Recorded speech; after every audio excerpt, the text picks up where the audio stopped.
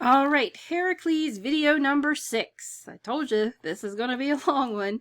So we're to the last part of labor number 9, the girdle of Hippolyta. So this is after Heracles gets rid of the plague and sea monster, rescues Princess Hesione, and once again, King Laomedon reneges on his deal and doesn't pay him some immortal horses out of his herd. So, because Heracles can't conjure up a sea monster or a plague like Apollo and Poseidon he does what he can, and he calls up a band of friends to help him get revenge. He leads a small army filling only 6 ships. Compare this to what we talk about with the War of Troy, with the thousands of ships that the Greeks build. So with a small army and only 6 ships of men, he is able to sack Troy and puts Laomedon and most of his children to death. Hesione was saved, of course, because he already saved her once, so why kill her now? But she is given to Heracles' follower named Telamon as a concubine. And her brother, Hesione's brother, Podarches, is also saved because it's said that he ransoms himself with a gold embroidered veil, or he ransoms himself by saying words against his father, and that's how he is saved.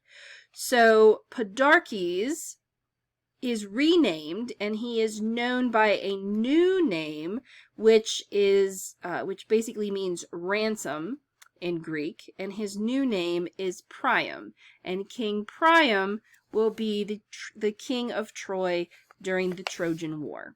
Okay, so kind of keep that in mind. Okay, so that's long, but remember, significant parerga or side adventure.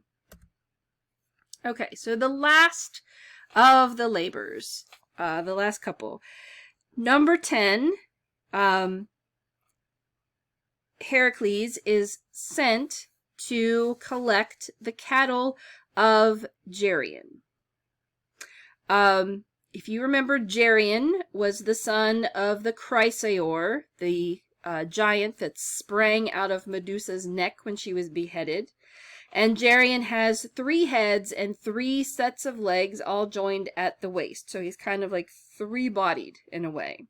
And he lives on an island called Erythia, which is near the boundary of Europe and Libya. And on his island, he keeps a herd of red cattle that are guarded by Cerberus's brother Orthus, the 2-headed cattle dog, right? And the herdsman of Geryon is a man named Eurytion. So in Heracles' journey to this island where the cattle are kept, he's basically going as far west as possible, and then he has to sail in the cup of Helios on the stream of ocean. Remember, the Oceanus is kind of the boundary waterway around the edge of the known world. So he has to sail basically beyond the edge of the known world. And when he lands on the island, he kills Orthus, the 2-headed cattle dog, because the cattle dog attacks him to protect the herd, right? So Heracles bashes him with his club. Eurytion tries to also protect the herd with the same result. Heracles kills him. And another herdsman in the area runs to report these events to Geryon. And just as Heracles is escaping with the cattle, Geryon attacks him, and Heracles fights with him and shoots him fatally with his arrows. Now, again, symbolic of death. Supposedly, the herdsman of Hades was the herdsman that was nearby and reported what happened to Geryon. So you have that kind of connection with death and the afterlife.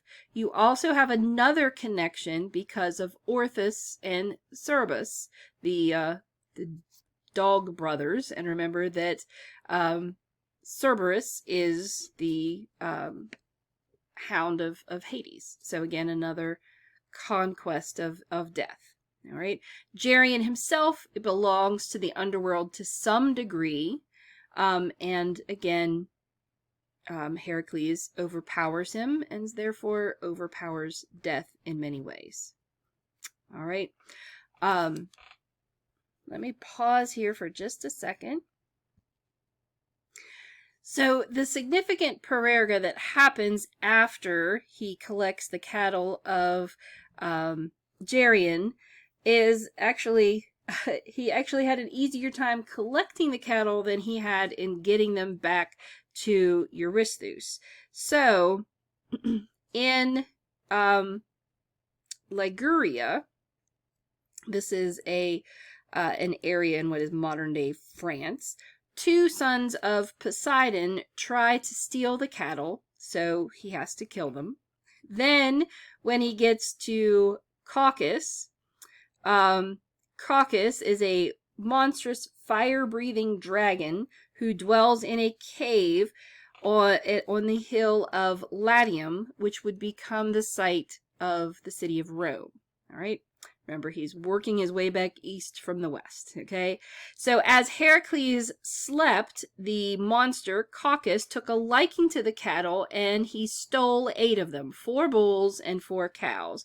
And he drags them by their tails back to his cave so that the trail seems to be going in the wrong direction.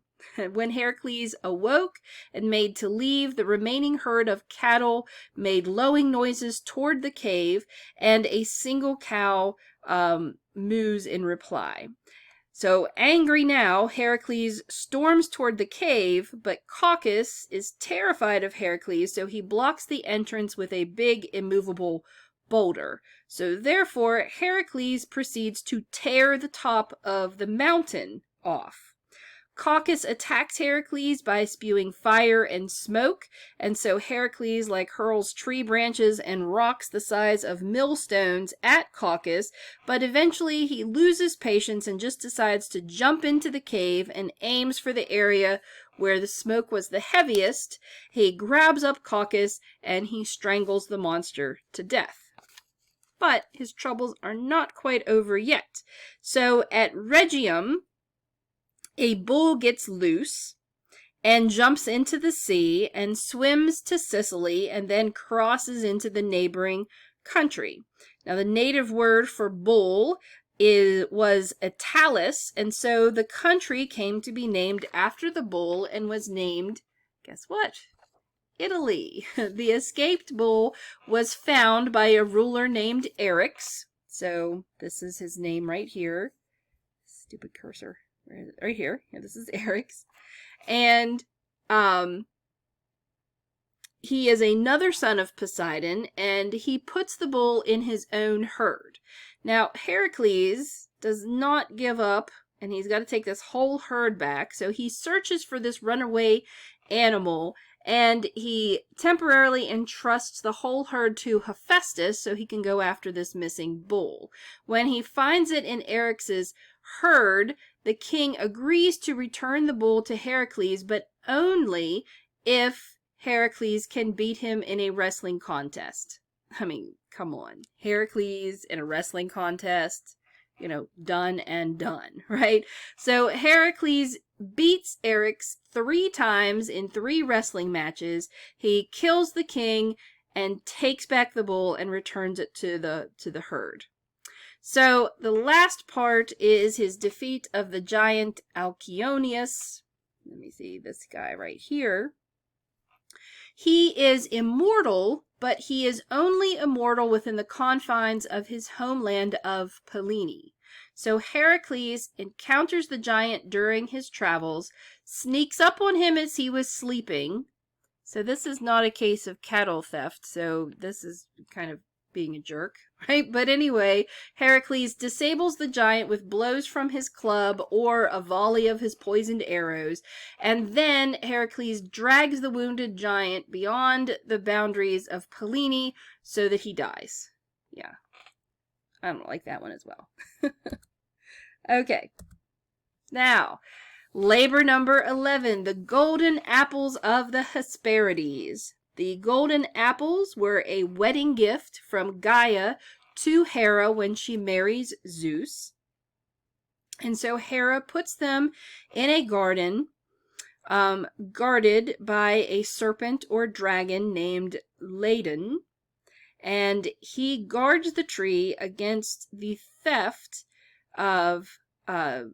by Atlas's daughters. So this is in the region of the world where Atlas holds up the horizon.